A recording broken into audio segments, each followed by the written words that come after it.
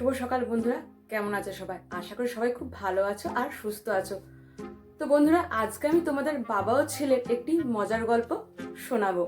ছেলে একদিন বসে পড়ছিল, তখন বাবা ছেলের পাশে এসে বসলো, নিয়ে ছেলেকে জিজ্ঞাসা করলো যে তুই আমার সারাদিন চুপচাপ থাকিস কেন, কোনো কথা বলিস না? ছেলে: কেন বাবা, আমি তো চুপচাপ থাকি না, কথা তো বলি। বাবা: তোকে অযথা এত বকাবকি করি, তুই কিছু বলিস না কেন, প্রতিবাদও করিস না, চুপচাপ থাকিস?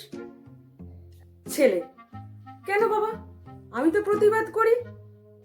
বাবা: কি যাতা বলিস, আমি তো তোকে প্রতিবাদ করতে দেখি না, তুই তো চুপচাপই থাকিস, আবার তুই বলছিস প্রতিবাদ করিস? হুম।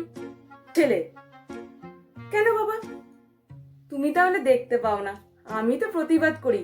তুমি যখন আমাকে বকাঝকা করো, আমি তো টয়লেটে চলে যাই। বাবা: টয়লেটে গেলে কি রাগ কমে?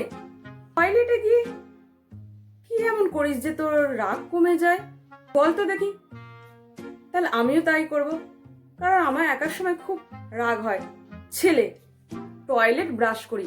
বাবা: টয়লেট ব্রাশ করলে কি রাগ কমে যায়? ছেলে: কেন বাবা, আমি তো তোমার ব্রাশ দিয়ে টয়লেট ব্রাশ করি। বাবা তো অজ্ঞান।